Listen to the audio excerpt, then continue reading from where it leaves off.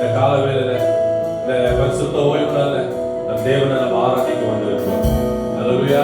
நம் ஆண்டவர் நல்லவர், நம்மளை கண்மணி போல பாதுகாக்கிற தேவன், நம்மளை கரமுடித்து நடத்துகிறவர். அல்லேலூயா.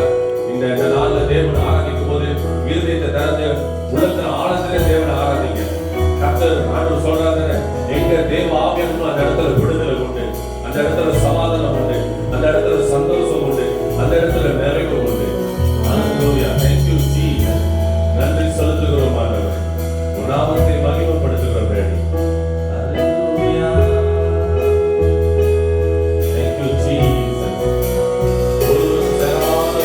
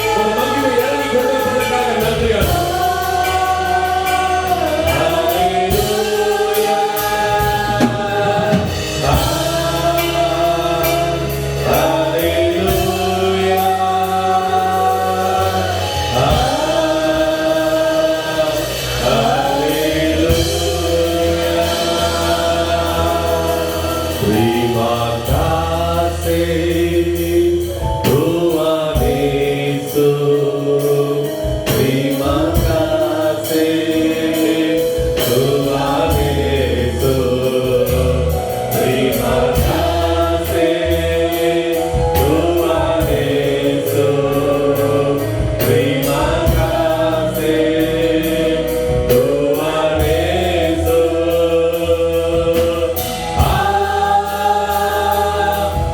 Haleluya,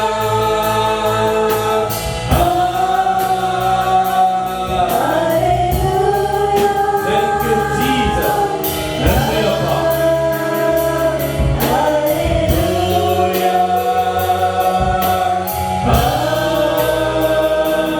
haleluya,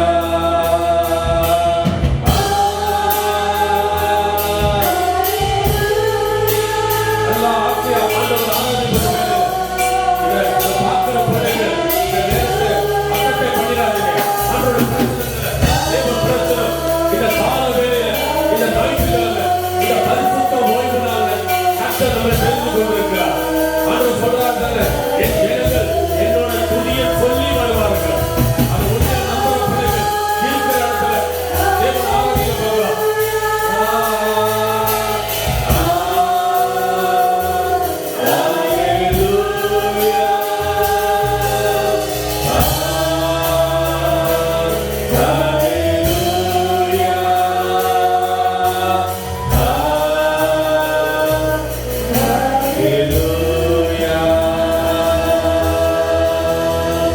நன்றி ஆண்டவர். அப்பா உமக்கு நன்றி செலுத்துகிறோம். நீர் எவ்வளவு நல்ல ஒரு தெய்வம் ஆண்டவரே. நீர் எங்கள் மத்தியில வந்திருக்கிறீர் ஐயா. ஆண்டவரே, இந்த கால வேளையில உங்களை நோக்கி பார்த்து கொண்டிருக்கிற பிள்ளைகளோட வாழ்க்கையில இன்னைக்கு ஒரு மாற்றம் வரட்டும் ஆண்டவரே. உங்களை நம்பி இருக்கிறாங்க ஆண்டவரே. எவ்வளவு பெரிய இந்த கொரோனாவா இருக்கட்டும், எந்த ஒரு பிரச்சனையா இருக்கட்டும், அவங்களுக்கு நல்லா தெரியும் இயேசு ஒருத்தர் இருக்கிறாரு, எங்களை கைவிட மாட்டாரு. எங்களை கைவிடாத ஒரு கண்மலை, அவர் எங்களை கைவிடவே மாட்டார். எங்களை அதிகமா நேசிப்பார். உண்மை நம்புறாங்க டேடி. இந்த காலையில இதை பார்க்கிற பிள்ளைகள், இந்த லைஃப் மூலமா அதை பார்க்கிற பிள்ளைகள், ஒவ்வொரு பிள்ளைகளும் ஆண்டவரே இந்த பாடல் வழியாக, துதியின் வழியாக என் தேவன் இந்த பிள்ளைகளை தொடுவீராக ஆண்டவரே. அது வாழ்க்கையில் ஒரு மாற்றம் வரட்டும். இந்த வேலையில ஆண்டவரே மக்கள் நன்றி செலுத்துகிறோம். நீர் எங்கள் மத்தியில் வந்ததுக்காக நன்றி ராஜா. உனக்கு கோடான கோடி நன்றி செலுத்துகிறோம்.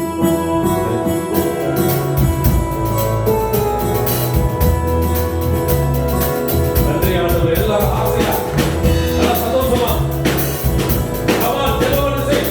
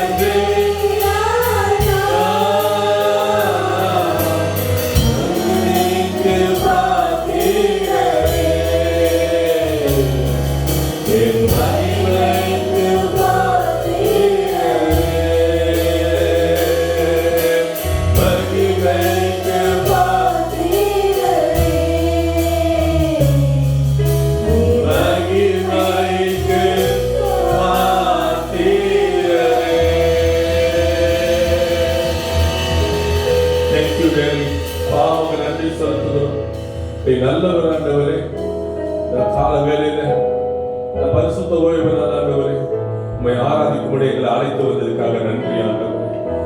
உம்மை ஆசை ஆராதித்திருக்கிறார்கள் ஆண்டவரே. எத்தனையோ பேர் வீடுகளை பார்த்து கொண்டு இருக்கிறாங்க ஆண்டவரே. பார்க்கிற ஒவ்வொரு பிள்ளைங்க வீட்டில் ஆண்டவரே இன்னைக்கு ஒரு மாற்றம் உண்டாகட்டும் ஆண்டவரே. இதை பார்க்கிற வேலையில் அவங்களுக்கு ஒரு விசுவாசம் மாறட்டும் ஆண்டவரே. அதோட பிரசனமே அவங்களுக்கு தொடட்டும் ஆண்டவரே. அந்த வீட்டுல தொடர்ந்து ஒருவேளை வியாதியோடு இருக்கலாம் ஆண்டவரே, ஒருவேளை சுகத்துக்காக காத்துக்கிட்டு இருக்கலாம் ஆண்டவரே. ஏசாயா 53:5 சொல்லு, உங்கள் தழும்புனாலே நாங்கள் சுகமானோம் ஆண்டவரே. உங்கள் தழும்புகளை வல்லமை அவங்களை சுகப்படுத்தணும். இந்த ஆராதனை பார்க்கிற ஒவ்வொரு பிள்ளைகள் வாழ்க்கையில் ஒரு மாற்றம் உண்டாகட்டும். ஒரு சுகமளிக்கிற வல்லமை கடந்து போகட்டும் ஆண்டவரே. ஒருவேளை எங்களால அவங்களை தொட முடியாம இருக்கலாம், ஆனா உங்களோட கரம் அவங்களை தொட முடியும் ஆண்டவரே. அப்பா, நீ பெரியவர் ஆண்டவரே, நீ சர்வ வல்லமுள்ள தெய்வம் ஆண்டவரே. உன் நாமத்தை நாங்கள் பிரகடனப்படுத்துகிறோம், நாமத்தை நாங்கள் பிரஸ்தாபப்படுத்துகிறோம் ராஜா. நாங்கள் சொல்கிறோம், நீங்கள் பெருகுங்க ஆண்டவரே. இதை பார்த்து கொண்டு இருக்கிற பிள்ளைகள் ஒவ்வொரு பிள்ளைகளும் வாழ்க்கையில ஒரு மாற்றம் உண்டாகட்டும். என் தெய்வம் நீ அப்படியே செயல்படுறதுக்காக நன்றி சொல்றேன். இயேசுவின் அற்புதமான அதிசயமான நாமத்தில் கேட்டு ஜெபிக்கிறோம் எங்கள் ஜீவனுள்ள நல்ல பிதாவே. ஆமென், ஆமென், ஆமென். ஹல்லேலூயா. எத்தனை பேர் சந்தோஷமா இருக்கிறீங்க? கர்த்தர் இன்னைக்கு இந்த ஆராதனை வழியாக நிறைய பேரோட வாழ்க்கையில கர்த்தர் ஒரு பெரிய மாற்றத்தை கொண்டு வர போகிறார். ஒருவேளை ஆசீர்வாதத்தை காத்திருக்கலாம், சுகத்துக்காக காத்திருக்கலாம். நிச்சயமாகவே அதுல சந்தேகமே கிடையாது, தேவன் உங்களை தொட போகிறார். என் தேவன் உங்களை ஆசீர்வதிக்க போகிறார். உங்களை அவர் வாழாக்காமல் கர்த்தர் உங்களை தலையாக்க போகிறார். நீங்க திங்கட்கிழமை வேலைக்கு போகும்போது உங்க வேலை இடத்துல ஒரு அற்புதம் நடக்க போகுது. கர்த்தர் ஒரு அதிசயத்தை உங்களுக்காக ரெடியா வச்சிருக்கிறார். நீங்க போய் பார்க்க போறீங்க. ஹல்லேலூயா. Thank you Jesus.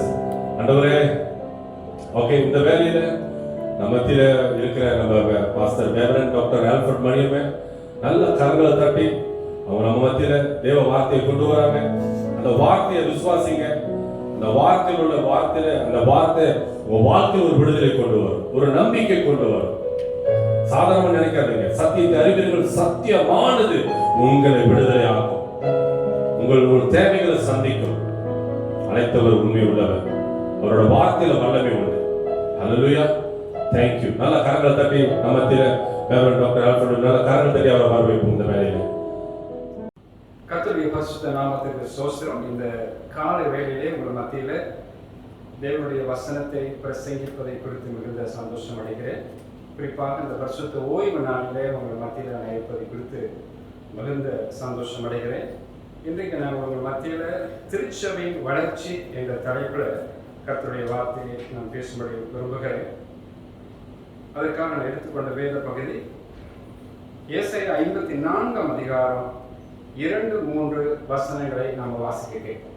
உன் கூடாரத்தின் இடத்தை விசாலமாக்கு, உன் வாசஸ்தலங்கள் திரைகள் விரிவாகட்டும், தடை செய்யாதே, உன் கயிறுகளை நீளமாக்கி உன் முளைகளை உறுதிப்படுத்து.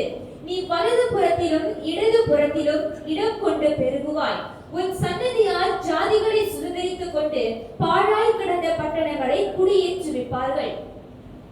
உன் கூடாரத்தின் இடத்தை விசாலமாக்கு, உன் வாசஸ்தலங்களின் திரைகள் விரிவாகட்டும், தடை செய்யாதே, உன் கயிறுகளை நீளமாக்கி உன் முளைகளை உறுதிப்படுத்து. நீ வலதுபுறத்திலும் இடதுபுறத்திலும் இடம் கொண்டு பெருகுவாய் என்று எழுதப்பட்டிருக்கிறது. ஆக ஆண்டவர் திருச்சபையை விசாலப்படுத்துவதில் கர்த்தர் பிரியமுள்ளவராய் இருக்கிறார். ஆண்டவருடைய திருவுள்ள சித்தமும் அவருடைய விருப்பமும் திருச்சபை வளர்ந்து பெருக வேண்டும் என்பதை குறித்து ஆண்டவருக்கு பெரிதான எண்ணம் உண்டு. இந்த பிரசங்க வாக்கியங்களை உங்கள் மத்தியில் கொண்டு வருவதற்கான முக்கிய காரணம் என்னவென்றால் 1 தீமோத்தேயு 2 அதிகாரம் 4 வசனத்தை வாசிக்க கேட்போம். எல்லா மனுஷரும் ரட்சிக்கப்படவும் சத்தியத்தை அறிகிற அறிவை அடையவும் அவர் சித்தமுள்ளவராய் இருக்கிறார். எல்லா மனுஷரும் ரட்சிக்கப்படவும் சத்தியத்தை அறிகிற அறிவை அடையவும் அவர் சித்தமுள்ளவராய் இருக்கிறார். தேவ சுத்தம் இந்த பூமியில் உள்ள எல்லா மனுஷரும் ரட்சிக்கப்பட்டு தேவனை அறிகிற அறிவடைந்து திருச்சபையில அங்கமாக வேண்டும் என்பதே ஆண்டவராகிய மகாபெரிய தேவனுடைய திருவுள்ள சித்தமாக இருக்கிறது. இன்றைக்கு திருச்சபையை குறித்து வளர்ச்சி குறித்து நான் பேசும் பொழுது திருச்சபை நடத்துகிற ஊழியக்காரருக்கும் திருச்சபையில நெடுகாலம் அங்கமாக இருக்கிற விசுவாசிகளுக்கும் பிரதான சந்தோஷம் உண்டு. ஏனென்றால் ஒவ்வொருவரும் அவருடைய திருச்சபை வளர வேண்டும் என்றுதான் அவர்கள் விரும்புவார்கள். அந்த வளர்ச்சி வரும் பொழுது ஆண்டவருடைய திருநாமம் மகிமைப்படும், திருச்சபையினுடைய தேவைகள் சந்திக்கப்படும், திருச்சபையினுடைய காரியங்கள் சுமூகமாக நடந்தேற அது வாய்ப்பாக அமையும். ஆகவே எல்லாரும் விரும்புகிற காரியம் என்னவென்றால் திருச்சபையின் வளர்ச்சி அடைய வேண்டும் என்று யாவரும் விரும்புகிறது. அது உண்மைதான். ஆனால் இன்றைக்கு ஆண்டவருடைய திருவுள்ள தேவ சித்தத்தின்படி திருச்சபை இன்றைக்கு வளர்ந்து பெருகி கொண்டிருக்கிறதா? நாம் கேட்க வேண்டிய மிக முக்கியமான கேள்வி. இன்றைக்கு திருச்சபை வளர்கிறதா? வளர்ந்து பெறுகிறதா? அந்த திருச்சபையின் வளர்ச்சி குறித்து எத்தனை மக்கள் தாகம் உள்ளவர்களாக இருக்கிறார்கள்? எத்தனை ஊழியர்கள் அது அதிக பிரியமுள்ளவர்களாக இருக்கிறார்கள்? எத்தனை விசுவாசிகள் அது அதிக பிரியம் கொண்டு அதற்கான காரியத்தை செய்ய எத்தனிக்கிறார்கள்? இதை நாம் தியானிக்க வேண்டிய முக்கியமான காரியம்.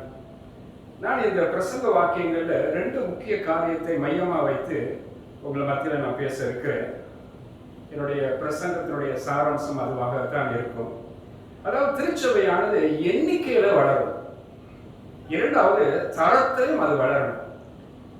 எண்ணிக்கை என்று சொல்லும்போது ஜனத்தொகையில வளரும். நாம சற்று முன்பு ஏசாயா 54 அதிகாரம் 2-3 வசனத்தை நாம் வாசிக்க கேட்டோம். உன் கூடாரத்தின் இடத்தை விசாலமாக்கு, உன்னோட வாசஸ்தலத்தின் திரைகள் விரிவாகட்டும், தடை செய்யாதே, உன் கயிறுகளை நீளமாக்கி உன் முளைகளை உறுதிப்படுத்து.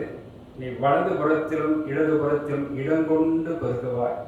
தேவனுடைய திருவுள்ள சித்தத்தின்படி திருச்சபை நடத்துகிற சபை போதகர்களும் சபை மக்களும் தங்களுடைய திருச்சபை வளர வேண்டும், பெருக வேண்டும் என்று எண்ணம் கொண்டிருக்க வேண்டும்.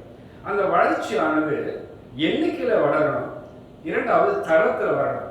தரம் என்று சொல்லும்போது ஆவிக்குரிய வளர்ச்சியில அது வளர்ந்து பெருகணும். அப்பதான் ஆண்டவராகிய தேவனுடைய பார்வையில அந்த திருச்சபை தேவனுக்கு முன்னதாக பரிசுத்தமுள்ள சபையாக கரைத்தரை ஒன்றுமில்லாமல் பிழையற்றதுமான திருச்சபையாக அது தமக்கு முன் நிறுத்தி கொள்ளும்படியாக ஆண்டவர் ரொம்பவே பிரியப்படுவார். ஆகவே இப்படிப்பட்ட திருச்சபைகளை இன்றைக்கு நாம வளர்ச்சி காண்பதற்கு நாம் என்ன செய்யலாம்? ஒரு 4 காரியங்களை இன்றைய நாளில் உங்கள் மத்தியில் நான் பேச இருக்கிறேன். கர்த்தருக்கு சித்தமான மறு 4 காரியங்களை அடுத்த பதிவில் உங்களோடு கூட நான் பேசும்படி விரும்புகிறேன். அப்போ இந்த முதல் பதிவில் 4 முக்கிய காரியங்களை உங்களுக்கு நான் முன்வைக்க விரும்புகிறேன். ஒன்றாவது, இயேசுவின் இரத்தத்தினால் கழுவப்பட்டவர்கள், அதாவது இயேசுவின் திரு இரத்தத்தினால் கழுவப்படுவதனால திருச்சபை வளரும். இரண்டாவதாக, இயேசு கிறிஸ்துவை துதிக்கிறவர்களாலும் தொழுது கொள்கிறவர்களாலும் திருச்சபையானது வளர்ந்து பெருகும். மூன்றாவதாக, பரிசுத்த ஆவியானவரின் ஐக்கியத்தில் சபை இருப்பதனால திருச்சபை வளர்ந்து பெருகும். நான்காவது காரியமாக, ஆத்துமாக்களை தேவனிடத்தில் கேட்பதாலும் விண்ணப்பிப்பதாலும் திருச்சபை வளரும். இந்த 4 முக்கிய காரியங்களை உங்கள் மத்தியில் இன்றைய பதிவில் நான் உங்கள் மத்தியில் கொண்டு வரும்படியாக நான் விரும்புகிறேன். இப்பொழுது முதலாவது காரியத்தை நாம் வேதத்திலிருந்து ஆராய்வோம்.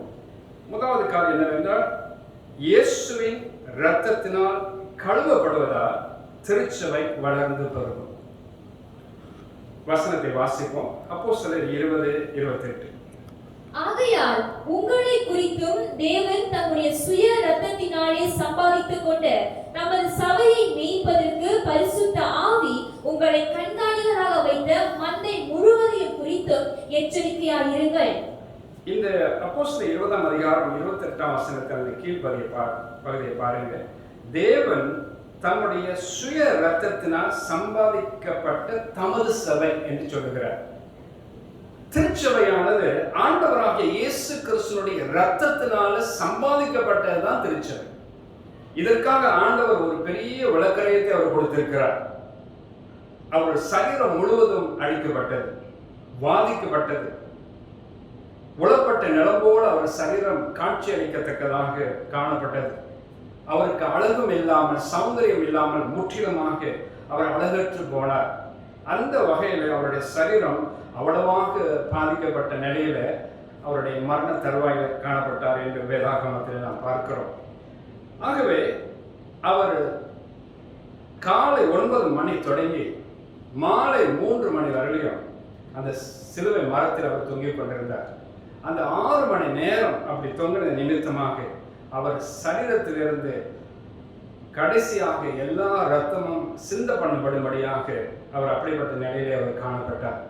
எனக்கு அன்பான தேவ ஜனங்களே, இன்றைக்கு அந்த இரத்தத்தினால நாம் கழுவப்பட்டு சுத்திகரிக்கப்பட்டிருக்கிறதுனால தான் இன்னைக்கு திருச்சபையில நம்ம எல்லாரும் அங்கமா இருக்கிறோம் என்று வேத வசனம் ரொம்பவே தெளிவாக எழுதப்பட்டிருக்கிறது. ஆகவே திருச்சபையை சம்பாதிக்க ஆண்டவர் பெரிய ஒரு விளக்கரத்தை அவர் கொடுத்திருக்கிறார் என்று இந்த இடத்துல நாம் வாசிக்கிறோம். தேவன் தம்முடைய சுய இரத்தத்தினால் சம்பாதிக்கப்பட்ட தமது சபை என்று சொல்லுகிறார். இந்த திருச்சபையானது ஆண்டவருடைய திருச்சபை. இந்த ஆண்டவருடைய திருச்சபையில மக்கள் எப்படி வந்து சேர்ந்தார்கள் என்றால், அவருடைய இரத்தத்தினால கழுவப்பட்டவர்கள். என் அன்பான தேவ ஜனங்களே, நீங்கள் ஆண்டவராகிய தேவனுடைய இரத்தத்தினால கழுவப்பட்டிருக்கிறதுனால தான் இன்றைக்கு தேவனுடைய பிள்ளைகளாகும், அவருடைய ஜனங்களாகும், அவருடைய சம்பத்தாகும், அவருடைய ஆசாரிய கூட்டத்தினரும் அவருக்கு சொந்தமானவர்களாகும் இன்றைக்கு நீங்கள் காணப்படுகிறீர்கள். வேதாகமத்தில் வேறு ஒரு வசனம் உண்டு. வெளிப்படுத்தினல் விசேஷம் 7ஆம் அதிகாரம் 14ஆம் வசனத்தில் வாசிக்க கேட்போம். அதற்கு நான், ஆண்டவரே, அது உமக்கு தெரியும் என்றேன். அப்பொழுது அவன், இவர்கள் மிகுந்த உபத்திரவத்திலிருந்து வந்தவர்கள், இவர்கள் தங்கள் அங்கிகளை ஆட்டுக்குட்டியானவருடைய இரத்தத்திலே தோய்த்து வெளுத்தவர்கள். இவர்கள் அதிகமான உபத்திரவத்திலிருந்து வந்தவர்கள். இந்த பூமியில பெரிய நெருக்கத்தின் மத்தியில, உபத்திரவத்தின் மத்தியில வாழ்ந்து ஆண்டவருக்கு சாட்சியாக நிற்கிறது நிமித்தமா எவ்வளோ பாடுகள். அதன் மத்தியில இவர்கள் ஆண்டவர் சமூகத்தில் இப்ப வந்திருக்கிறார்கள். இவர்கள் தங்கள் அங்கிகளை ஆட்டுக்குட்டியான இரத்தத்தினாலே தோய்த்து வடித்தவர்கள் என்று நான் பார்க்கிறோம். ஆட்டுக்குட்டியானவருடைய இரத்தத்தினாலே, இந்த ஆட்டுக்குட்டி என்று சொல்லும்போது ஆண்டவராக இயேசு கிறிஸ்துவை குறிக்கிறது. இயேசு கிறிஸ்துவோட இரத்தத்தினாலே தோய்த்து வெளுக்கப்பட்டவர்கள் இவர்கள் தான் தேவனுடைய பிள்ளைகளாக பரலோகத்துல ஒரு நாள் வந்து நிற்பார்கள் என்று நான் பார்க்கிறோம். எனக்கு அன்பான தேவ ஜனங்களே, நீங்கள் ஆண்டவராகிய தேவனுடைய இரத்தத்தினால கழுவப்பட்டிருந்தால்தான் ஆண்டவராகிய தேவனுடைய சமூகத்தில் ஒரு நாள் போய் நீங்க நிற்க முடியும். அதற்கு வாய்ப்பு உண்டு. ஆகவே நீங்கள் இயேசு கிறிஸ்துவின் இரத்தத்தினால கழுவப்படணும். இது குறித்து 1 யோவான் 1ஆம் அதிகாரம் 7 முதல் 9 வசனங்களை நாம் வாசிக்க கேட்போம். அவர் ஒளியில் இருக்கிறது போல நாமும் ஒளியிலே நடந்தால் ஒருவரோடொருவர் ஐக்கியப்பட்டிருப்போம். அவருடைய குமாரனாகிய இயேசு கிறிஸ்துவின் இரத்தம் சகல பாவங்களையும் நீக்கி நம்மை சுத்திகரிக்கும். நமக்கு பாவம் இல்லை என்போமானால் நம்மை நாமே வஞ்சிக்கிறவர்களாய் இருப்போம். சத்தியம் நமக்குள் இராது. நம்முடைய பாவங்களை நாம் அறிக்கையிட்டால் பாவங்களை நமக்கு மன்னித்து எல்லா அநியாயத்தையும் நீக்கி நம்மை சுத்திகரிப்பதற்கு அவர் உண்மையும் நீதியும் உள்ளவராய் இருக்கிறார். ஆமென். நம்முடைய பாவங்களை நாம் அறிக்கையிட்டால் 9ஆம் வசனம், பாவங்களை நமக்கு மன்னித்து எல்லா அநியாயத்தை நீக்கி சுத்திகரிப்பதற்கு அவர் உண்மையும் நீதியும் உள்ளவராய் இருக்கிறார். உங்களுடைய பாவங்கள் எவ்வளவு சிவேர் என்றிருந்தாலும் அது உறைந்த மலையை போல, பனியை போல, பஞ்சை போல வெண்மையாகத்தக்க அளவில் ஆண்டவராக தேவனுடைய திரு ரத்தம் உங்களை கழுவி சுத்திகரிக்கும். நீங்கள் இயேசுவை அறியாத காலத்தில் உங்களுடைய பாவங்கள், சாபங்கள், அக்கிரமங்கள் இதன் மத்தியில் தான் நம்ம வாழ்ந்து வந்தோம். இந்த உலகத்தில் அப்படி தான் நம்ம இருந்தோம். நீங்கள் எபேசியர் 2ஆம் அதிகாரத்தில் நீங்கள் 2ஆம் வசனத்திலேருந்து நீங்கள் வாசித்து பார்த்தீங்கன்னா இந்த உலகத்தினுடைய அக்கிரமங்களில் நாம் வாழ்ந்து வந்தோம்.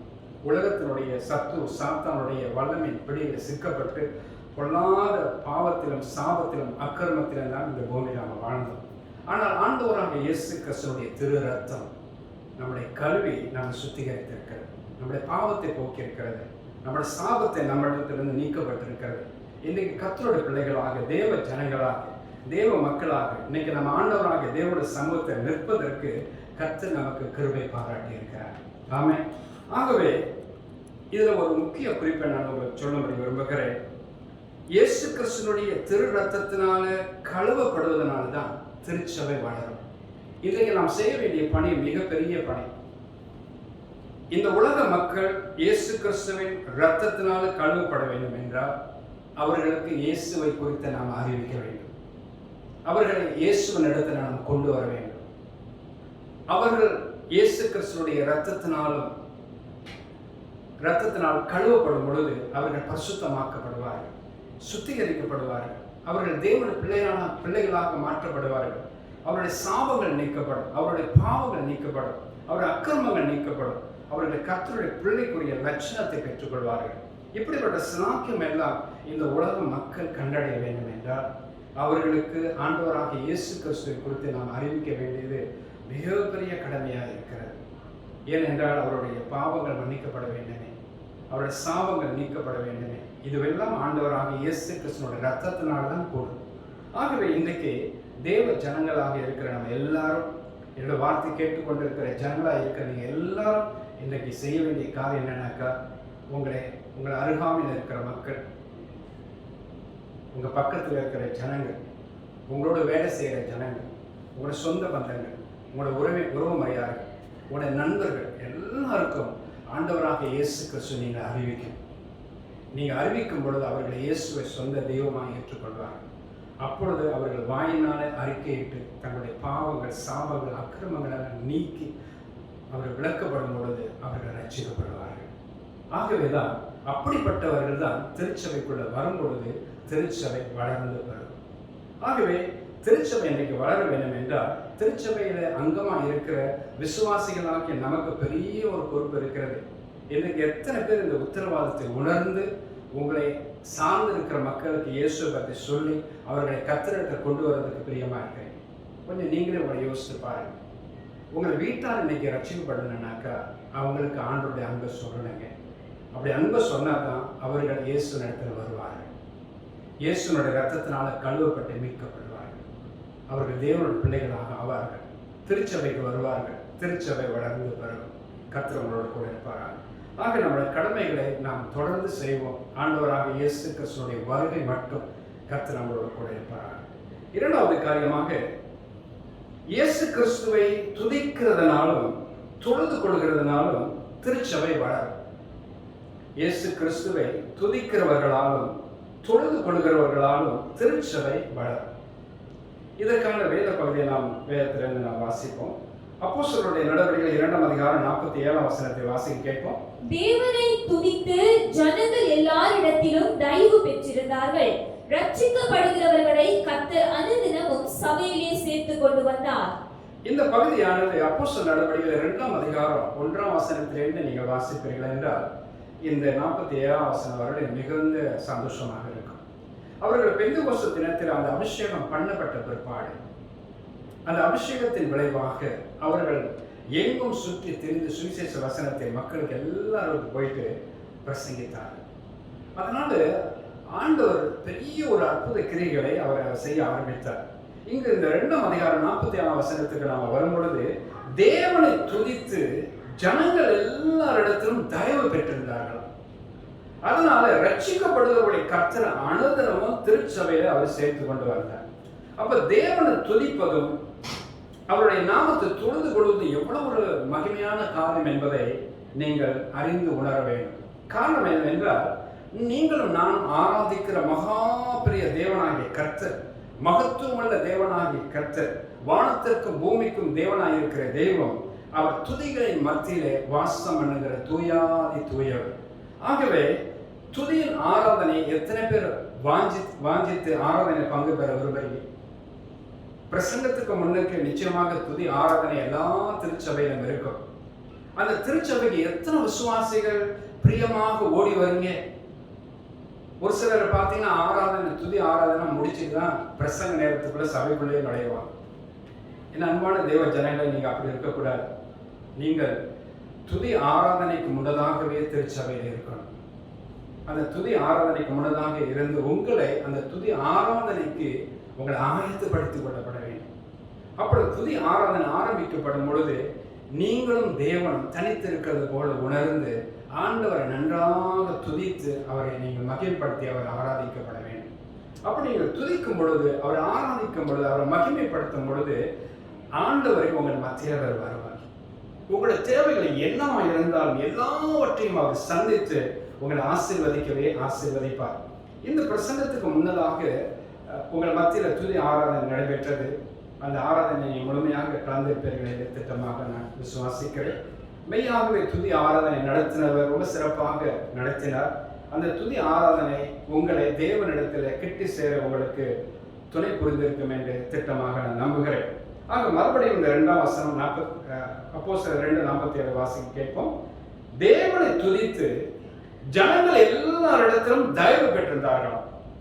அதனால ரட்சிக்கப்படுவர்களை கர்த்தர் அனுதினமும் திருச்சபையிலே சேர்த்து கொண்டு வந்தார். அப்ப தேவனை துதிப்பதற்கு நாம் முந்திக் கொள்ள வேண்டும். நீங்க தனியாக இருக்கும் பொழுது தனி ஜபத்துல உங்களை நீங்களும் ஆண்டவர் தனித்திருக்கிற வேலையில அதிகமாக ஆண்டவரை துதித்து அவரை மகிமைப்படுத்துங்க. அவர் ஆராதிங்க. அவர் ஆராதனையின் தேவன், அவர் துதிகளின் தேவன். உங்களை மத்தியில் அவர் கடந்து வருவார், உங்களை ஆசீர்வதிப்பார்.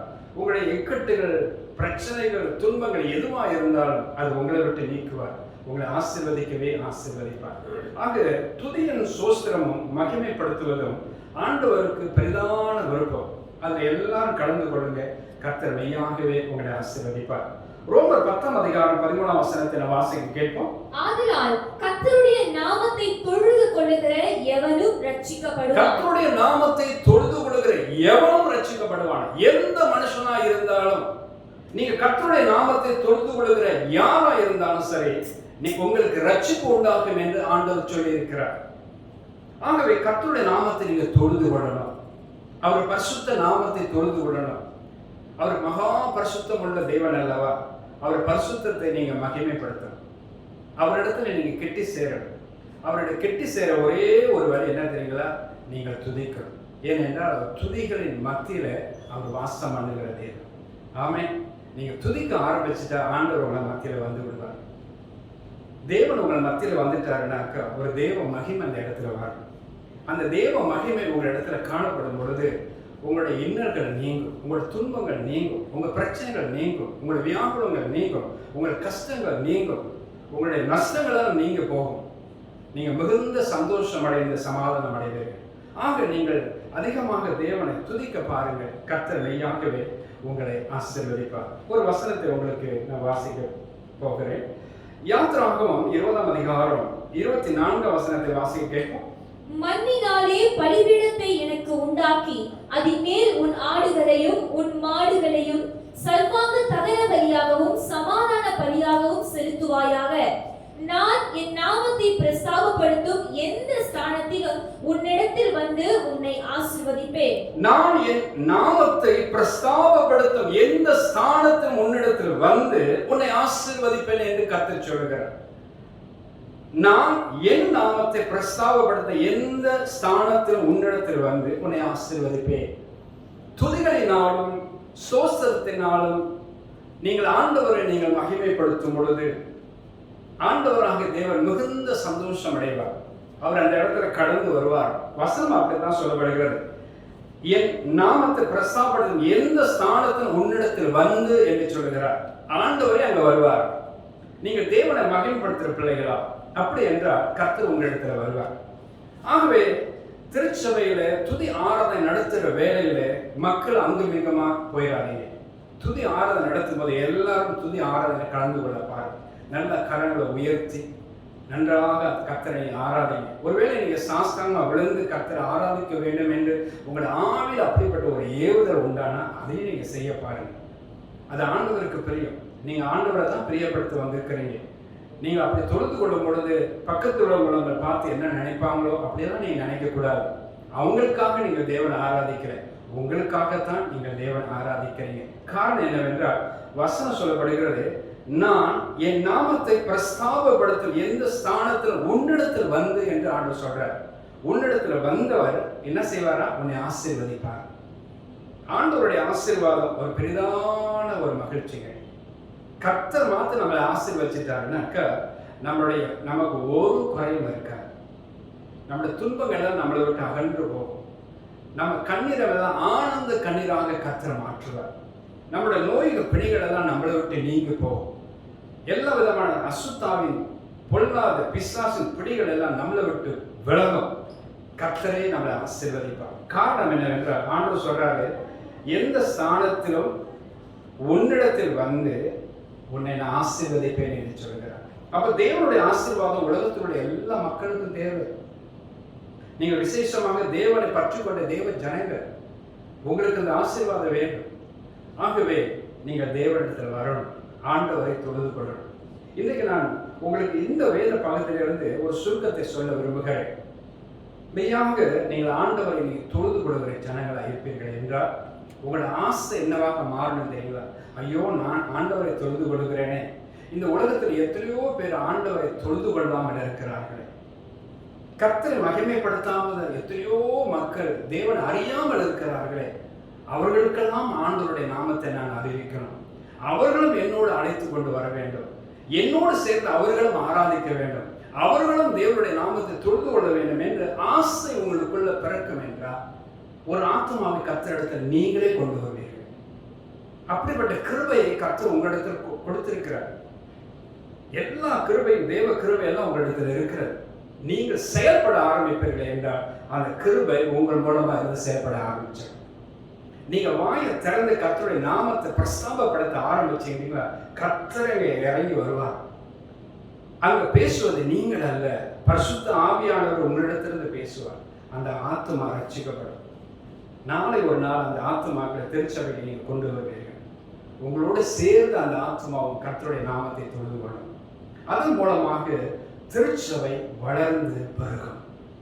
அன்பான தேவ ஜனங்களே, நீங்கள் ஆண்டவராக தேவனுடைய வார்த்தையின்படி திருச்சபை வளர வேண்டும் என்றால் தேவனை தொழுது கொள்பவர்கள் வளர்ச்சி அடைய வேண்டும். தேவனை துதிக்கிறவர்கள் வளர வேண்டும். அதுக்கு ஒரே ஒரு வழி, நீங்கள் நானும் ஆண்டவர் அறியாத ஆயிரம் மக்கள் மத்தியில் நாம் கடந்து போகணும். நாம் எப்படி கர்த்தரை ஆராதித்து துதித்து நாம் மகிமைப்படுத்தி தேவனை தொழுது கொள்கிறோமோ அதே போல அவர்களும் தொழுது கொள்ள வேண்டுமே. அதற்கு நாம் என்ன முயற்சி செய்திருக்கிறோம்? அப்ப என்னுடைய வார்த்தை கேட்டுக்கொண்டிருக்கிற தெய்வ ஜனங்கள் எல்லாரும் ஒரு முயற்சி செய்யுங்க.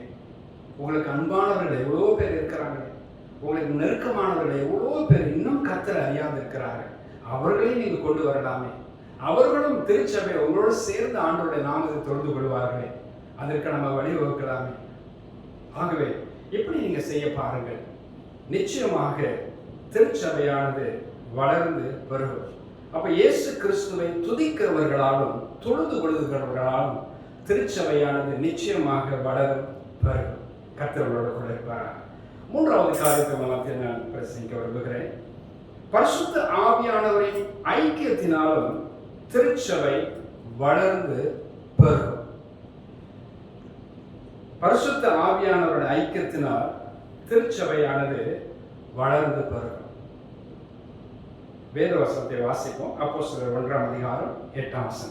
பரிசுத்த ஆவி உங்களிடத்தில் வரும்போது நீங்கள் பலன் அடைந்து எருசலேமிலும் யூதேயா முழுவதிலும் சமாரியாவிலும் பூமியின் கடைசி பரியந்தமும் எனக்கு சாட்சிகளாய் இருப்பீர்கள் என்றார். நன்றாக கவனித்து கேளுங்கள். ஆண்டவராகிய தேவன் இந்த பரிசுத்த ஆவியுடைய வல்லமையை எதற்காக உங்களுக்கு கொடுக்கிறார்? ஏன் இந்த வல்லமை நமக்கு தேவை? இந்த வசனமே காரணத்தை பின்னால சொல்லுகிறது. பரிசுத்த ஆவி உங்களிடத்தில் வரும்போது நீங்கள் பலன் அடைவீர்களா? இது எந்த பலன்? சரீர பலனா, ஆவிக்குரிய பலனா? ஆவிக்குரிய பலனை குறித்து ஆண்டவர் பேசுகிறார். நீங்கள் ஆவிக்குரிய பலன் அடைந்து எருசலேமிலும் யூதேயா முழுவதிலும் சமாரியாவிலும் உலகத்தின் முடிவு பரியந்தமும் ஆண்டவருக்கு நீங்க சாட்சிகளாக இருப்பீர்கள்.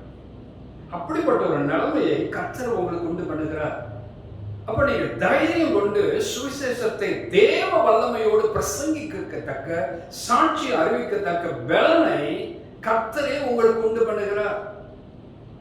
நீங்கள் ஆண்டவருக்கு ஒரு பெரிய நன்மையான சாட்சியாக நீங்கள் இருப்பீர்கள். ஆகவேதான் இந்த பரிசுத்தருடைய அபிஷேகத்தின் பலனை நீங்கள் நிச்சயமாக எல்லாரும் பெற்றுக்கொள்ளணும். யாரெல்லாம் வாஞ்சித்த ஆண்டவரிடத்திலிருந்து ஜீவ தண்ணீரை கேட்கிறார்களோ அவர்கள் எல்லாருக்கும் ஆண்டவர் இந்த அபிஷேகத்தின் வல்லமையை நிச்சயமா கொடுப்பார். மாம்சமான யாவர் மேலும் என் ஆவியை ஊற்றுவேன் என்று ஆண்டவர் சொல்லி இருக்கிறாரே, உங்கள் மேல் இந்த அபிஷேகத்தின் ஆவியை ஊற்றாமல் இருப்பாரா? வாஞ்சித்தை கேட்கிற உங்களுக்கு கர்த்தர் இது கொடுக்காமல் இருப்பாரா? நிச்சயமாக கொடுப்பார். நீங்க வாஞ்சிக்க வேண்டும், நீங்க கேட்க வேண்டும். பைபிள்ல ஒரு உதாரணத்தை நான் பார்ப்போம். அப்போஸ்தலர் நடபடிகள் 2:1 முதல் 4 வாசிக்க கேட்போம். பெந்தெகோஸ்தே என்னும் நாள் வந்தபோது அவர்கள் எல்லாரும் ஒருமனப்பட்டு ஓரிடத்திலே வந்திருந்தார்கள். அப்பொழுது பலத்த காற்று அடிக்கிற முழக்கம் போல வானத்திலிருந்து சடுதியாய் ஒரு முழக்கம் உண்டாகி அவர்கள் உட்கார்ந்திருந்த வீடு முழுவதையும் நிரப்பிற்று. அல்லாமலும் அக்கினிமயமான நாவுகள் போல பிரிந்திருக்கும் நாவுகள் அவர்களுக்கு காணப்பட்டு அவர்கள் ஒவ்வொருவர் மேலும் வந்து அமர்ந்தது. அவர்கள் எல்லாரும் பரிசுத்த ஆவியினால் நிரப்பப்பட்டு ஆவியானவர் தங்களுக்கு தந்தருளின வரத்தின்படியே வெவ்வேறு பாஷைகளிலே பேசத் தொடங்கினார்கள். அவர்கள் எல்லாரும் பரிசுத்த ஆவியினால் நிரப்பப்பட்டு தேவன் அவர்களுக்கு தந்தருளின வரத்தின்படியே வெவ்வேறு பாஷைகளை பேச தொடங்கினார். இந்த இடத்துல கூடி வந்தவர்கள் 120 பேர் என்று வேதாகமத்தில் எழுதப்பட்டிருக்கு. இயேசு கிறிஸ்துனுடைய தாயும் உட்பட அவருடைய சீசர்கள், 12 சீசர்கள், இன்னும் அநேக ஜனங்கள், இயேசு கிறிஸ்துனுடைய தாய் உட்பட 120 பேர் கூடி வந்தார். அவர்கள் எல்லாரையும் ஆண்டவர் பரிசுத்தாவினுடைய வல்லமையினால மிகவும் அழகாக நிரப்பினார் என்று வேத வசனத்திலே நாங்கள் பார்க்கிறோம்.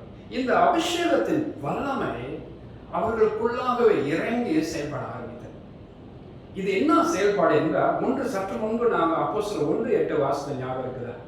பரிசுத்த உங்களுக்கு வரும்பொழுது நீங்கள் பலன் அடைந்து, இவர்கள் இந்த 120 பேர் ஆவிக்குரிய பலன் அடைந்து எருசலேமிலும் யூதேயா முழுவதிலும் சமாரியாவிலும் பூமியின் கடைசி பரியந்த மட்டும் ஆண்டவருக்கு பெரிதான சாட்சியாக நிற்கத்தக்க பரிசுத்த ஆவியானவர் மக்கள் மத்தியில் சென்று அவர்கள் சுவிசேஷத்தை அறிவிக்க கர்த்தருடைய ஆவியானவர் ஒரு உந்துதலாக செயல்பட்டார். இங்கு தொடர்ந்து அப்போஸ்தலர் 4:31 வாசிப்போம். அப்போஸ்தலர் 4:31. அவர்கள் ஜெபம் பண்ணின போது அவர்கள் கூடியிருந்த இடம் அசைந்தது. அவர்கள் எல்லாரும் பரிசுத்த ஆவியினால் நிரப்பப்பட்டு தேவ வசனத்தை தைரியமாய் சொன்னார்கள். இங்க பாருங்க, ஒரு குறிப்பு அழகா இருக்குது. இந்த இடத்துல நீங்க பாத்தீங்கன்னா அப்போஸ்தலர்களுடைய ஒரு பிரச்சனை இந்த இடத்துல காணப்படுது. என்ன உங்களுக்கு வந்து பிரச்சனைனா, இந்த நாமத்தை குறித்து, அதாவது இயேசுவின் நாமத்தை குறித்து எல்லளவும் யாரிடத்திலும் சொல்லக்கூடாது என்று ஆசாரியமார்களால் அவர்களை பயமுறுத்தப்பட்டார்கள். ஆனா ஆண்டவர் சொல்றாரு, நீங்க உலகம் எங்க போங்க, சர்வ சிருஷ்டிக்க நாமத்தை அறிவிங்க என்று ஆண்டவர் சொல்லி இருந்தார். ஆனா இவர்கள் என்ன சொல்றாங்க, இந்த நாமத்தை குறித்து எல்லளவும் யாருக்கும் போய் சொல்லாதீங்கன்னு சொல்லி அவர்களை பயமுறுத்தினார்கள். இப்ப அந்த அப்போஸ்தலர்கள் எல்லாரும் ஒரு இடத்துல கூடி வந்து ஆண்டவரை நோக்கி ஜெபிக்க ஆரம்பித்தார்கள். இந்த வசனத்தை வாசித்து பாருங்களேன். அவர்கள் கூட இருந்த இடமானது அசைய ஆரம்பித்தது. ஒரு நிலநடுக்கமே வந்தது போல அந்த இடத்துல காணப்பட்டது. அவர்கள் எல்லாம் பரிசுத்த ஆவியினால் நிரப்பப்பட்டு தேவ வசனத்தை தைரியமாக போய் மக்கள் மத்தியில் சொன்னார்கள். நீங்கள் ஆண்டவருடைய வார்த்தையை தைரியமா சொல்வதற்கும், நீங்கள் தைரியமா ஒரு சாட்சி சொல்லவோ, தைரியமா பிரசங்கம் பண்ணவோ பரிசுத்த ஆவியானவர் தான் இந்த தைரியத்தை உங்களுக்கு கொடுக்கிறார். நன்றாக கவனித்து கேளுங்க. திருச்சபை வளர வேண்டும் என்றால் இந்த பரிசுத்த ஆவியானவரை நாம் எவ்வளவா சார்ந்து இருக்கிறோமோ அவ்வளவா திருச்சபை வளரும். அவர் சபையினுடைய போதகரோடு இணைந்து விசுவாசிகள் எல்லாரும் பரிசுத்த ஆவியானவருடைய ஐக்கியத்தை நீங்க வாஞ்சிக்க வேண்டும், நீங்க தேட வேண்டும், அந்த ஐக்கியத்தை விரும்ப வேண்டும். அப்பொழுது இங்க சொல்ற வசனம் சொல்லப்பட்ட பிரகாரமா உங்களுடைய சொந்த வாழ்க்கையிலே கர்த்தர் கிரியை செய்ய ஆரம்பிப்பார். இன்னும் ஒரு சில ஆதார வசனங்களை உங்களுக்கு நான் முன்வைக்க விரும்புகிறேன். அப்போஸ்தலருடைய நடவடிக்கைகள் 10ஆம் அதிகாரம் 44ஆம் வசனம் தொடங்கி 48ஆம் வசனத்தை பாருங்கள். இந்த வார்த்தைகளை பேதுரு பேசிக் கொண்டிருக்கையில் வசனத்தை கேட்டவர்கள் யாவர் மேலும் பரிசுத்த ஆவியானவர் இறங்கினார். அவர்கள் பல பாஷைகளை பேசுகிறதையும் தேவனை புகழுகிறதையும் பேதுருவோடு கூட வந்திருந்த விருத்த சேதனமுள்ள விசுவாசிகள் கேட்கும் போது பரிசுத்த ஆவி வர புறஜாதிகள் மேலும் பொழிந்தருளப்பட்டதை குறித்து பிரமித்தார்கள். அப்பொழுது பேதுரு, நம்மை போல பரிசுத்த ஆவியை பெற்ற இவர்களும் ஞானஸ்நானம் பெறாத படிக்கு எவனாகிலும் தண்ணீரை விலக்கலாமா என்று சொல்லி கர்த்தருடைய நாமத்தினாலே அவர்களுக்கு ஞானஸ்நானம் கொடுக்கும்படி கட்டளையிட்டான். அப்பொழுது சில நாள் அங்கே தங்கும்படி அவனை வேண்டிக் கொண்டார்கள். 2 காரியத்தை மையப்படுத்தி உங்களுக்கு நான் பேச விரும்புகிறேன். இந்த அப்போஸ்தலர் 10ஆம் அதிகாரத்துல கொர்நேலிய வீட்டுக்கு வந்திருந்த அவனுடைய நண்பர்கள், விசேஷ நண்பர்கள், அவனுடைய அண்டை வீட்டு மக்கள், அவனுக்கு அறிந்தவர்கள், தெரிந்தவர்கள் எல்லாரையும் ஒன்று சேர்த்து அந்த இடத்துல கூட்டி சேர்த்ததாக நான் பார்க்கிறோம். பேதுரு பிரசங்கிக்கிறார். பேதுருடைய பிரசங்கத்தை இவங்க எல்லாம் முன்ன பண்ண ஆண்டவரை அறியாத ஜனங்கள் தான் அந்த இடத்துக்கு எல்லாம் கூடி வந்திருந்தாங்க. இப்ப வசனத்தை அவங்க கேட்டுக்கொண்டே இருக்கும் பொழுது கர்த்தர் மகிமையா ஒரு காரியத்தை செஞ்சார். இங்க பரிசுத்த ஆவி என்ற காரியத்தை நான் பார்க்கிறோம். வசனத்தை கேட்டவர்கள் யாவர் மேலும் பரிசுத்த ஆவியானவர் இறங்க ஆரம்பித்தார். புதிய விசுவாசிகள், இதற்கு முன்னர் அவர்கள் ஆண்டவராக இயேசுவை என்னதுன்னு தெரியாது. நன்றாக கவனித்து கேளுங்க. நீங்கள் ஒருவேளை கர்த்தர் அறியாத ஜனங்களை ஒரு கூட்டமாக ஒரு இடத்துல கூட்டி சேருங்க. நீங்க நல்ல ஜெபம் பண்ணி தேவ பயத்தோடு, தேவ சந்தோஷத்தோடு, பரிசுத்த ஆவியினால் நிரம்பி கர்த்தருடைய வார்த்தை பேச பாருங்க.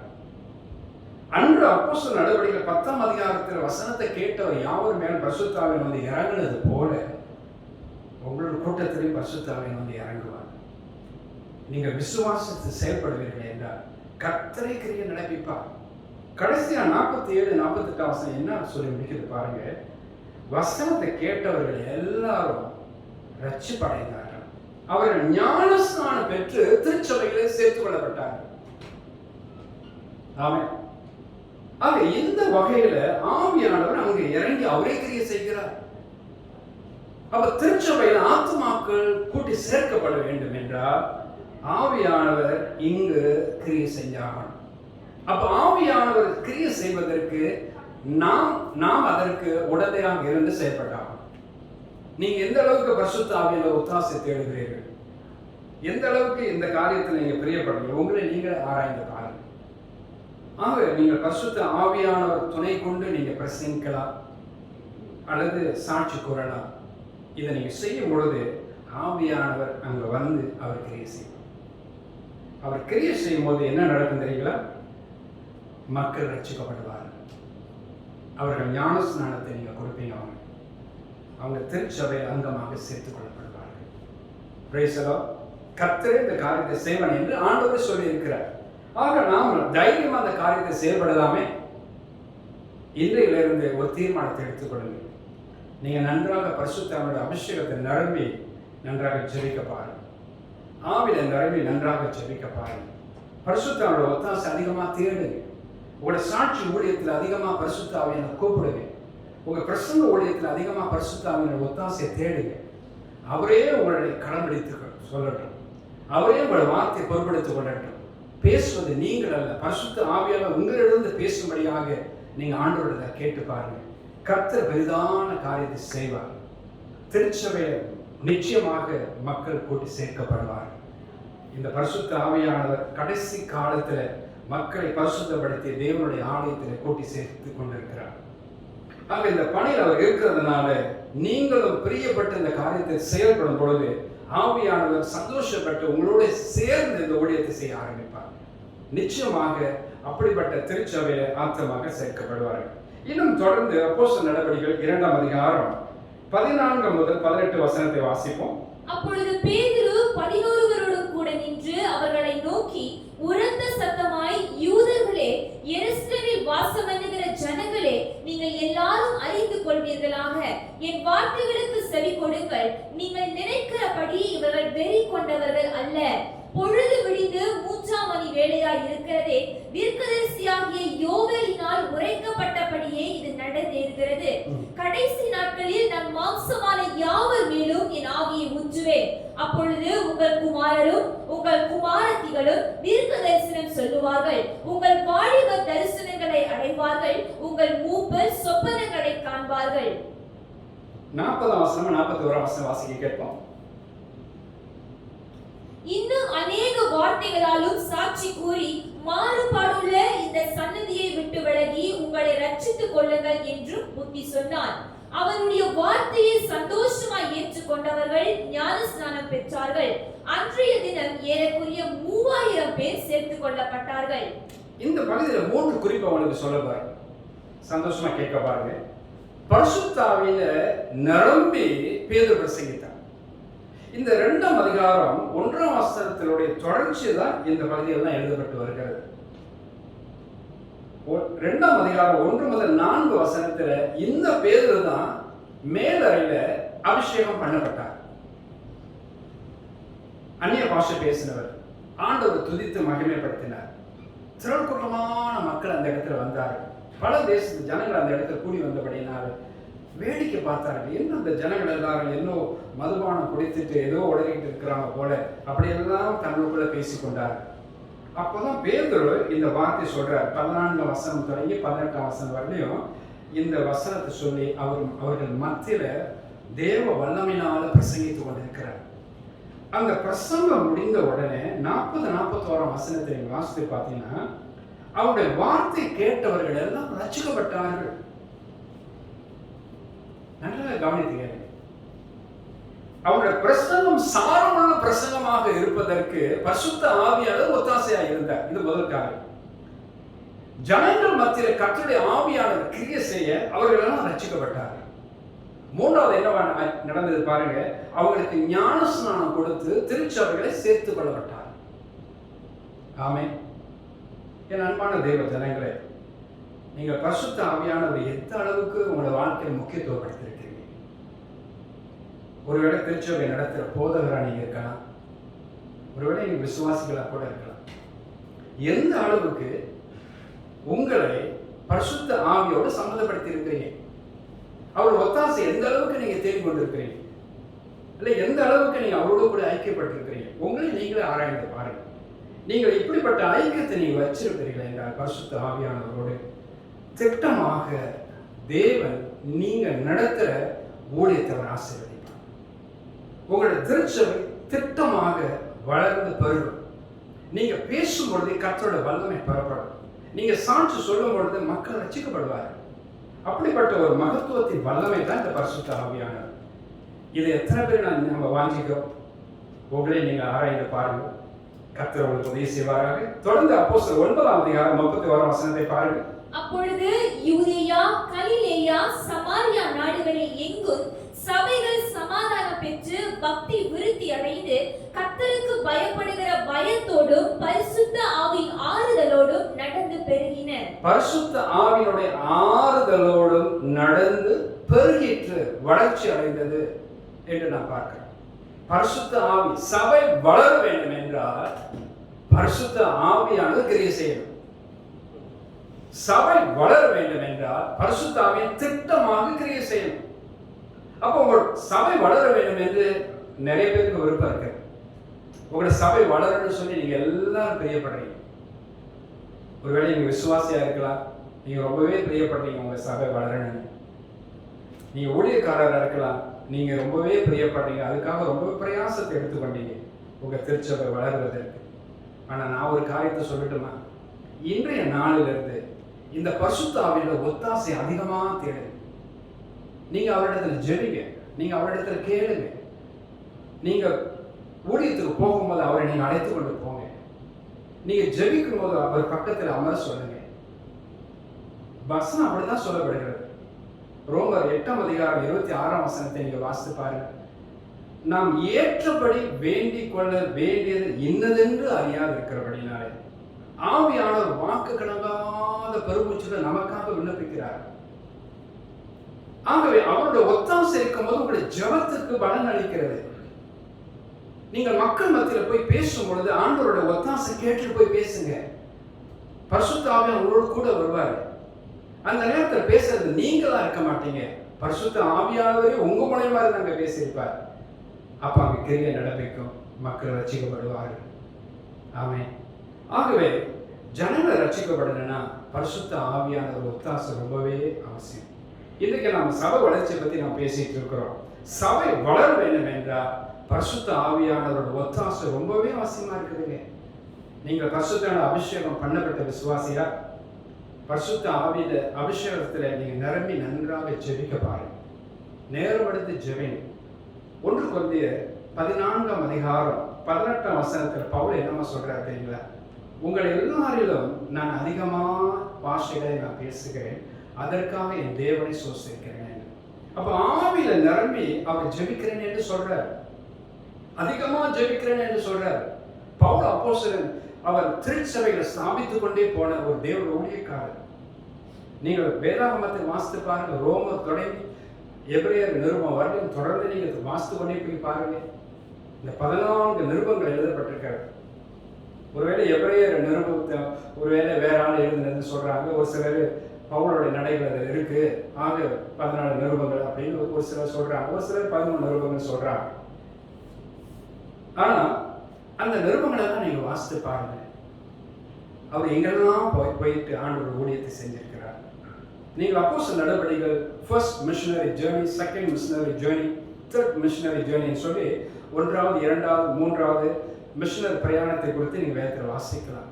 ஊரா சென்று பட்டணமா சென்று அவர் சபைகளை ஸ்தாபித்தார். ஆண்டவர் அவரோடு கூட இருந்து அவரை கனப்படுத்தினார். ஆவியானவர் அங்கே அவரோடு கூட இருந்து வேலை செஞ்சார் என்று நான் பார்க்கிறேன். சபை அப்படி வளர்ந்தது. அவர் போகிற இடமெல்லாம் சபை வளர்ந்து கொண்டே இருந்தது, சபை ஸ்தாபித்துக் கொண்டே இருந்தது, மக்களும் ரட்சிக்கப்பட்டு கொண்டே இருந்தார்கள். அவர் போகிற இடத்துல 3 வருஷம் 2 வருஷம் 1 வருஷம் 6 மாசம் 3 மாசம் இப்படி சில நாட்கள் அங்கு கழிச்சார். சபைகள் வளர்ந்து பெருகினது. எத்தனை காரியங்கள் அங்கு நடப்பதற்கு காரணம் என்ன? இவர் பரிசுத்த ஆவியானவர் ஐக்கியத்தை அதிகமாக தேடினார். ஒருவேளை உங்களுடைய திருச்சபை வளரலன்னு சொல்லி நீங்க ரொம்பவே கண்ணீரோடு ஜெபித்துக் கொண்டிருக்கிற தேவ ஊழியக்காரர், உங்களுக்கு ஒரு ஆலோசனை சொல்ல விரும்புகிறேன். இன்றைய நாள் முதல் கொண்டு நீங்க பரிசுத்த ஆவியானவர் ஒத்தாசை அதிகமா தேடுங்க. அந்நிய பாஷை நிரம்பி அதிகமா ஜெபிங்க. உங்க திருச்சபை வளரலையேங்கிற அந்த குறையை அவர்கிட்ட சொல்லுங்க. பரிசுத்த ஆவியானவர் என்ன குறையை நீங்க பாக்குறீங்க? ஆண்டவரே எனக்கு சொல்லுங்க, நான் திருத்திக் கொள்றேன்னு சொல்லுங்க. கர்த்தர் உங்களை ஆசீர்வதிப்பார், கர்த்தரே உங்களை நடத்துவார். இதுக்கு பிற்பாடு பாருங்க, உங்களுடைய திருச்சபை வளர்ந்து பெறுகிறதை நீங்களே உங்களோட சொந்த கண்ணாலே நீங்க பார்ப்பீங்க. ஆவியானவர் அப்படி கிரியை செய்ய ஆரம்பிப்பார். இன்னைக்கு நிறைய ஊழியக்காரருக்கு நிறைய காரியங்கள் உண்டு, ஆனா ஆவியானவர் துணை கொண்டு அவர் கையோடு கூட்டிட்டு போற நிலைமையில இன்னைக்கு ஊழியக்காரர்கள் இல்லை. ஆனா இன்றைக்கு ஒரு சிலர் சொல்றேன், இன்றைக்கு நீங்கள் ஒரு தீர்மானம் எடுங்க. நீங்கள் தேவ ஆவியானவர் கையோடு கூட்டிட்டு போங்க. எப்போதும் உங்களோட கூட இருக்க வைத்துக் கொள்ளுங்க. கர்த்தருடைய ஆவியானவர் உங்களை நடத்துவார். உங்களுடைய திருச்சபை நிச்சயமாக திட்டமாக அது வளரும், அது பெருகும். கர்த்தர் ஆசீர்வதிப்பாராக. ஆக பரிசுத்தனுடைய ஐக்கியத்தை நாம் நாடுவோம், தேடுவோம், நம்முடைய திருச்சபையும் வளரும். ஆமென். 4வது காரியத்தை நான் சொல்லி கடைசியாக முடிக்க விரும்புகிறேன். 4வது காரியம் என்னன்னாக்கா, ஆத்துமாக்களை தேவனிடத்துல கேட்பதாலும் விண்ணப்பிப்பதாலும் திருச்சபை வளரும், பெருகும். ஆத்துமாக்களை தேவனிடத்துல கேட்பதாலும் விண்ணப்பிப்பதாலும் திருச்சபை வளரும். ஆமென். ஒரு வசனத்தை வாசிப்போம். அப்போஸ்தலருடைய நடவடிக்கைகள் 2ஆம் அதிகாரம், சங்கீதம் 2ஆம் அதிகாரம் 8ஆம் வசனத்தை கேட்போம். சங்கீதம் 2:8. என்னை கேளும், அப்பொழுது ஜாதிகளை உமக்கு சுதந்திரமாகவும் பூமியின் எல்லைகளை உமக்கு சொந்தமாகவும் கொடுப்பேன். ஆண்டவர் சொல்றாரு, என்ன கேளும். இந்த வேத பகுதியை நீங்க நல்லா படித்துக் கொள்ளணும்.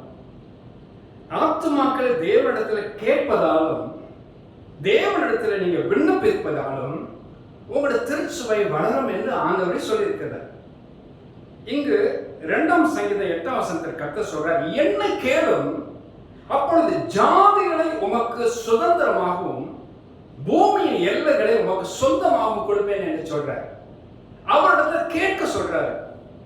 கேட்கணும்னா நீங்க ஜெபிக்கணும்னு அர்த்தம். நீங்க ஜெபித்தால்தான் கர்த்தர் கிரியை செய்வார். அப்ப என்னத்தை ஜெபிக்க சொல்றாரு? திருச்சபை நடத்துற ஊழியரா நீங்க, விசுவாசியா நீங்க உங்களை பார்த்து ஆண்டவர் சொல்றாரு, என்ன கேளும், அப்பொழுது ஜாதிகளை உமக்கு சுதந்திரமாகவும் பூமியின் எல்லைகளை உமக்கு சொந்தமாக நான் கொடுப்பேன். நீங்கள் ஆண்டவரிடத்துல விண்ணப்பிக்கும் பொழுது, ஆண்டவரிடத்துல நீங்க கேட்கும் பொழுது ஆத்துமாக்களை உங்களுக்கு கொடுப்பேன் என்று கர்த்தர் அழகா சொல்லியிருக்கிறார். அப்ப நாம ஜெபிக்கணுங்க. நாம மாத்திரமல்ல, நம்ம திருச்சபை மக்களை கூட்டி சேர்த்து இந்த ஜெபத்துல நாம அதிகமா ஜெபிக்கணும். நாம ஜெபிக்கும் பொழுது நம்மளோட சபை வளரும் என்று கர்த்தர் சொல்றார். நம்மளோட சபை வளரும் சொல்லி நம்ம எல்லாருக்கும் ரொம்பவே பிரியம் இருக்குது. நம்ம நிறைய ஆத்துமாக்களை சேர்க்கணும்னு சொல்லி ரொம்பவே பிரியமா இருக்கு. எத்தனையோ நாட்கள் திருச்சபையில ரொம்ப காலியா கிடக்குது. காலியா கிடக்கிற நாட்கள் நிரப்பப்படும் சொல்லி எல்லாருக்கும் ரொம்பவே பிரியம் இருக்கு. ஆனா ஜெபத்திற்கு கூடி வருகிற மக்கள் எவ்வளவு பேர்? உங்களுடைய திருச்சபை மக்களை ஜெபத்தில் ஊக்கப்படுத்துங்க, உற்சாகப்படுத்துங்க. நீங்களும் அவரோட சேர்ந்து ஜெபிங்க. உங்களுடைய தனி ஜெபத்துல அதிகமா ஜெபிக்க பாருங்க. ஆத்துமாக்களை அதிகமாக ஜெபிக்கிறது ஊக்கப்படுத்துங்க, உற்சாகப்படுத்துங்க. இந்த வசனத்தை சொல்லி ஆத்துமாக்களை கேட்க சொல்லுங்க. ஆண்டவர் சொல்லி வச்சிருக்கிறார், என்ன கேளும், அப்பொழுது ஜாதிகளை உமக்கு சுதந்திரமா நான் கொடுப்பேன், பூமியின் எல்லைகளை உமக்கு சொந்தமாக கொடுப்பேன் என்று சொல்லி இருக்கிறார். ஆக இந்த வசனத்தை பிடித்துக் கொண்டு வாக்குத்தத்த வார்த்தையாக ஆண்டவரிடத்தில் கேட்கலாமே. நீங்க கேட்டு பாருங்க, கர்த்தர் நிச்சயமாக உங்களுக்கு அருள் செய்வார். இன்னொரு வேத பகுதியை நாம் வாசிப்போம். எசேக்கியேல் 36ஆம் அதிகாரம் 37ஆம் வசனம். கர்த்தராகிய ஆண்டவர் சொல்லுகிறது என்னவென்றால், இஸ்ரவேல் வம்சத்தாருக்காக நான் இதை அனுக்கிரகம் செய்யும்படி அவர்கள் என்னிடத்தில் விண்ணப்பம் பண்ண வேண்டும். மந்தை பெருகுகிறது போல அவர்களின் மனிதரை பெருக பண்ணுவேன். அவர்கள் என்னிடத்துல விண்ணப்பம் பண்ண வேண்டும் என்று சொல்றார். 2ஆம் அதிகாரம் சங்கீதம் 2:8 என்ன கேளும் என்று சொன்னதாக நாம் பார்க்கிறோம். இங்க எசேக்கியேல் 36ஆம் அதிகாரம் 37ஆம் வசனத்துல அவர்கள் என்னிடத்துல விண்ணப்பம் பண்ண வேண்டும், மந்த பெருகிறது போல அவருடைய மனுஷரை நான் பெருக பண்ணுவேன். இந்த வசனத்தை வாக்குத்தத்த வார்த்தையாக பிடித்துக் கொண்டு உங்களுடைய திருச்சபையோட வளர்ச்சிக்காக நீங்க ஆண்டவரிடத்தில் ஜெபிக்கலாமே. நாள் ஒன்று வருங்க, நம்ம எல்லாம் ஒரு நாள் தேவ சமூகத்தில் போய் நிற்கணும். ஒருவேளை நீங்க வெளியேற பெற்ற எந்த பொருளை நீங்க வாங்கி வீட்டில் வச்சிருந்தா அது ஒருபோதும் நீங்க எடுத்து கொண்டு போக முடியாது. எதுவுமே நீங்க கொண்டு போக முடியாது, ஒன்னையும் கொண்டு போக முடியாது. ஆனா ஒண்ணு மட்டும் கொண்டு போகலாம். அது என்ன தெரியுமா? நீங்க யாருக்காவது கடவுளை பற்றி சொல்லி ஒரு ஆத்மா ரட்சிக்கப்பட்டுச்சுன்னா அந்த ஆத்மா தேவனோட லோகத்துக்கு வரும்.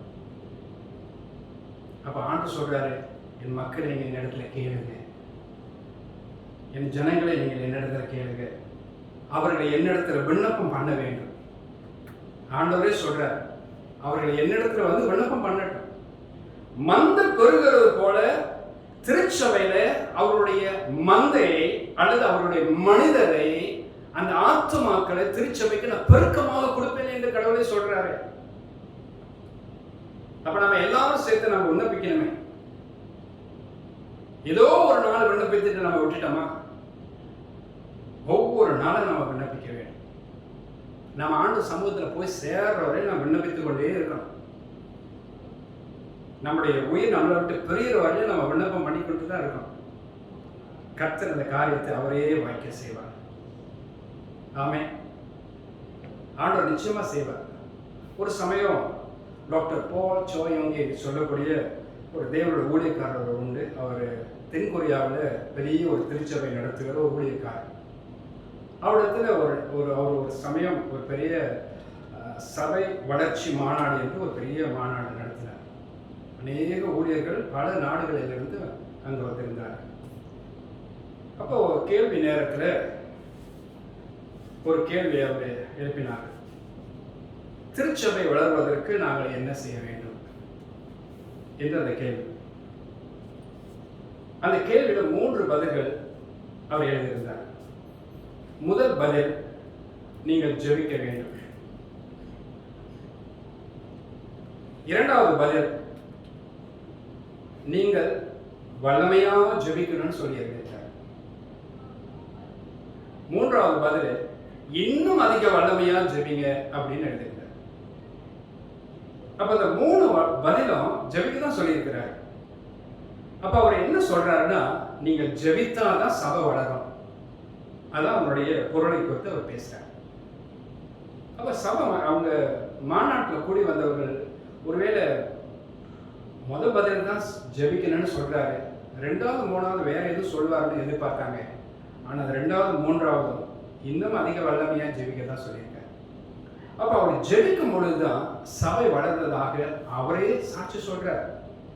தென்கொரியாவில் அவருடைய சபை வளர்ந்ததற்கு முக்கிய காரணம் அவரும் அவருடைய திருச்சபை மக்களும் ஓய்வில்லாமல் ஜெபித்து கொண்டு இருந்ததுனால தான் இன்றைக்கு அவருடைய திருச்சபை உலகத்தில் இருக்கிற எல்லா திருச்சபை விட அதிக பெருக்கத்தில் இருக்கிறது. ஆமே, 1000 மக்களை, லட்சக்கணக்கில் மக்களை ஆண்டவர் அந்த திருச்சபை கொடுத்திருக்கிறார். இதுக்கு காரணம் என்னவென்றால் அவரும் அவருடைய திருச்சபை மக்களும் தொடர்ந்து ஜெபித்துக் கொண்டே இருக்கிறார்கள். இந்த முன்மாதிரியை நாம பின்பற்றலாமா? நீங்கள் ஜெபித்துக் கொண்டிருங்க, நீங்கள் விண்ணப்பம் பண்ணுங்க, நீங்கள் ஆண்டவரிடத்தில் கேளுங்க. உங்களுடைய திருச்சபை வளர்ந்து பெருகுவதற்கு கர்த்தர் கிருபை பாராட்டுவார்கள். என் அன்பான தேவ ஜனங்களே, 4 முக்கிய காரியங்களை உங்களோடு கூட நான் பேசியிருக்கிறேன். திருச்சபை வளருவதற்கு நாம் என்ன செய்யலாம் என்று. 1வது உங்களோட நான் பேசினேன், இயேசுவின் இரத்தத்தினால் கழுவப்படுவதனால நமது திருச்சபை வளர்ந்து பெருகும் என்று. 2வது, இயேசு கிறிஸ்துவை துதிக்கிறவர்களாலும் தொழுது கொள்கிறவர்களாலும் திருச்சபையானது வளர்ந்து பெருகும் என்று. 3வது, பரிசுத்த ஆவியானவரின் ஐக்கியத்தில் திருச்சபை வளரும் என்று உங்களோட நான் சொன்னேன். இறுதியாக 4வது காரியமாக, ஆத்துமாக்களை தேவனிடத்தில் கேட்பதாலும் விண்ணப்பிப்பதாலும் திருச்சபை வளர்ந்து பெறும். ஆக இந்த 4 முக்கிய காரியங்களை உங்களுடைய மனதில் வைத்து தேவ சமூகத்தில் நீங்கள் ஜெபிங்க. நீங்க அதிகமாக கேளுங்க. இந்த 4 காரியத்தை மனதில் வைத்து ஒவ்வொரு காரியமா நீங்க தேவனிடத்தில் விடாமல் கேட்டுக்கொண்டு அதை பின்பற்றுங்க, அதன்படி செய்ய பாருங்க. நீங்கள் இந்த வருஷத்துல உங்களோட சபை இருக்கிறதை விட இன்னும் வருகிற வருஷத்துல ஒரு பெரிய பெருக்கத்தை நீங்களாகவே பார்ப்பீங்க. காரணம் என்னவென்றால், இன்றைக்கு நான் உங்களோடு பேசின இந்த 4 காரியங்களும் வேதத்துல நம்மளுடைய திருச்சபை வளருவதற்கு வழி என்ன என்று ஆண்டவரே சொல்லி வச்சிருக்கிறாரு. இதை ஏன் நாம் பின்பற்றக்கூடாது? நீங்க பின்பற்றி பாருங்க. நிச்சயமாக இந்த வருஷத்தை காட்டிலும் அடுத்த வருஷம் உங்களுடைய திருச்சபை வளர்ந்து பெருகினதை நீங்களே பார்ப்பீர்கள். உங்களுடைய திருச்சபை மக்கள் பார்ப்பார்கள். அவங்களுக்கு எல்லாருக்கும் இந்த வேத பகுதியை போதிங்க, கற்றுக் கொடுங்க, அவங்களை ஊக்கப்படுத்துங்க, அவங்களை உற்சாகப்படுத்துங்க. இந்த பகுதியை உங்களுடைய செல் குரூப்ல, உங்களுடைய செல் குரூப் லீடர்ஸ்களுக்கு சொல்லி கொஞ்சம் பிரசங்கிக்க வைக்கலாமே, மக்களோட கொஞ்சம் ஷேரிங் செய்ய வைக்கலாமே, கொஞ்சம் செஞ்சு பாருங்க. எல்லாரும் ஒன்றிணைந்து இதை நாம் செயல்படுவோம் என்றால் திட்டமாக நிச்சயமாக நம்முடைய திருச்சபை வளரும், பெருகும். கர்த்தர் நம்மளோட கூட இருப்பார். God bless you. நம்ம ஜெபம் செய்வோம். நல்ல தெய்வமே, நன்றியோடு துதிக்கிறோம். இந்த இரவு வேளையிலே அப்பா, இந்த பரிசுத்த ஓய்வு நாளிலே உங்களுடைய சமூகத்தில் நாங்கள் வந்திருக்க கர்த்தர் கிருபை பாராட்டின தயவுக்காக உமக்கு ஸ்தோத்திரம் ஆண்டவரே. உங்களுடைய இரக்கமுள்ள தெய்வ கரம் எங்கள் மீது நன்மையா தங்கினதுக்காக உமக்கு நன்றியும் துதியும் ஸ்தோத்திரத்தையும் நாங்கள் செலுத்துகிறோம். இவ்வளவு நேரமாக எங்களுடைய திருச்சபையினுடைய வளர்ச்சிக்காக நாங்கள் என்னவெல்லாம் செய்யலாம் என்று மிக முக்கியமான இந்த 4 காரியங்களை நாங்கள் தியானித்து இந்த இரவு வேளையில் எங்கள் கிருபை பாராட்டினீரப்பா. உமக்கு நன்றி, துதி சோஸ்தரங்களை நாங்கள் செலுத்துகிறோம். இப்போதும் கர்த்தருடைய தேவனாகி இரக்கமுள்ள கடவுள் எங்களோடு கூட இருந்து எங்களை நடத்துங்க, எங்கள் திருச்சபை ஆசீர்வதிங்க. இனி வருகிற காலங்களில் எங்களுடைய திருச்சபை ஒரு பெரிய பெருக்கத்தை நாங்கள் காண, எங்களுடைய சொந்த கண்களை காண எங்கள் கிருபை பாராட்டுகிறாங்க. அதற்கான செயல்பாடுகள் என்னென்ன உண்டு என்பதை இந்த 4 முக்கிய காரியங்களை மையமாக வைத்து நாங்கள் செயல்பட எங்களுக்கு கிருபை இரக்கத்தை கட்டளையிடுங்கப்பா. எங்களோடு கூட இருங்க. வசனத்தை கேட்ட யாவர் மேலும் உங்களுடைய இரக்கமுள்ள கரம் இருக்கட்டும். ஒருவரையும் விட்டுவிடாதபடிக்கு எல்லாரையும் கர்த்தர் ஆசீர்வதிங்கப்பா. இந்த வசனம் வார்த்தைகளுடைய உள்ளத்திலே பதிவுபடுத்தும். அவருடைய திருச்சபை வளர்ந்து பெருக கர்த்தர் அவர்களுக்கு கிருபை பாராட்டுங்க. இரக்கமுள்ள கர்த்தருடைய தேவ கரத்தில் ஒப்பு கொடுத்து உங்களுடைய நாம விளங்க ஜெபிக்கிறோம் எங்கள் நல்ல பிதாவே. ஆமென். God bless you. கர்த்தருடைய ஆசீர்வதிப்பார்.